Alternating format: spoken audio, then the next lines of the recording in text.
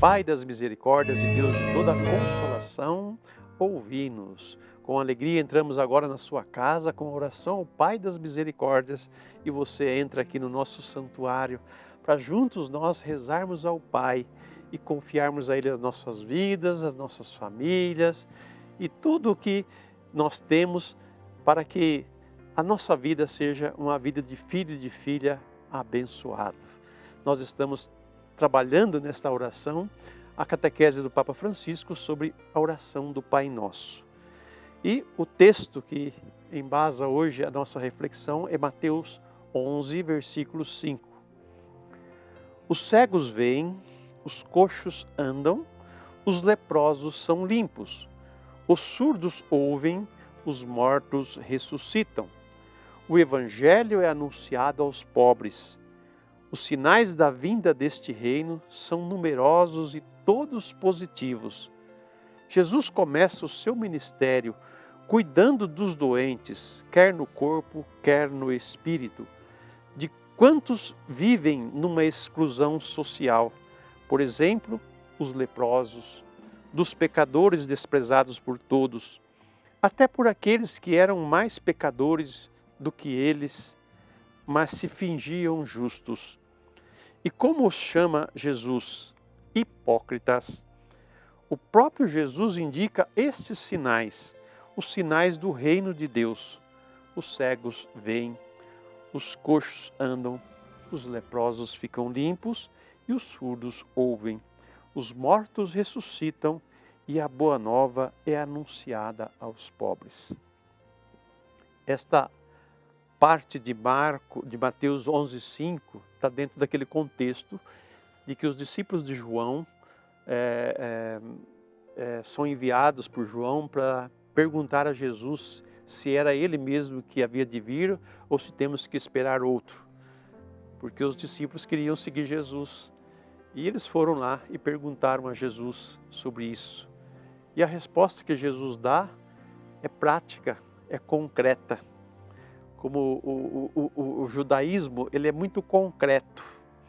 Ele mostra as coisas, ele leva para a pessoa, para o objeto, né?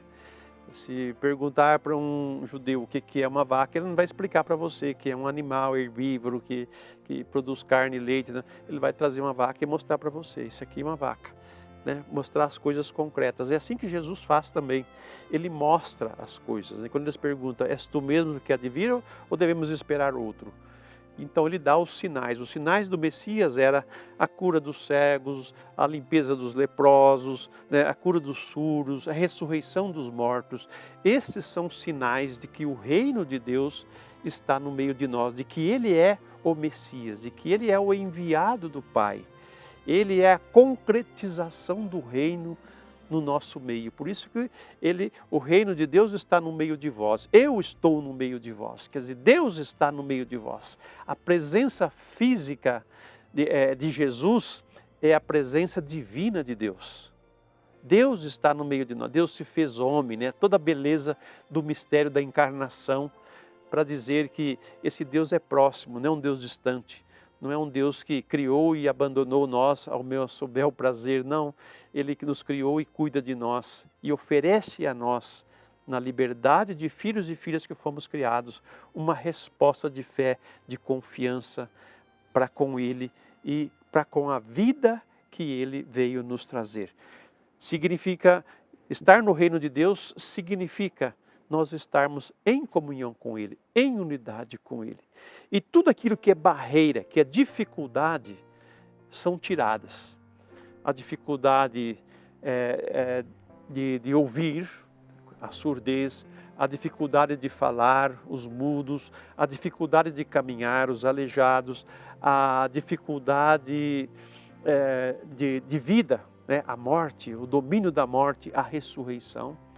Muitos já ressuscitaram sem ter morrido, porque a graça de Deus agiu de tal forma em sua vida que elas ganharam vida novamente. E são tantas as situações que na história da igreja, na história do reino de Deus tem acontecido. Não só os milagres do tempo de Jesus, mas os milagres que vieram depois com os apóstolos, com os santos, e essa história toda que a igreja tem de sinais, de presença real de Deus no nosso meio. E hoje, qual é a maior presença real de Jesus em nosso meio? A Eucaristia e a sua palavra, que é proclamada em toda a Santa Missa e em todos os encontros de reunião e tudo. A Eucaristia se faz presente no nosso... Jesus vivo em corpo, sangue, alma e divindade. O reino de Deus está no meio de nós. E o tempo que Ele nos dá é hoje, para que nós não nos deixemos enganar e não sejamos submetidos a qualquer tipo de morte, mas que tenhamos a vida que Ele trouxe. E a vida que Ele trouxe é o antídoto contra a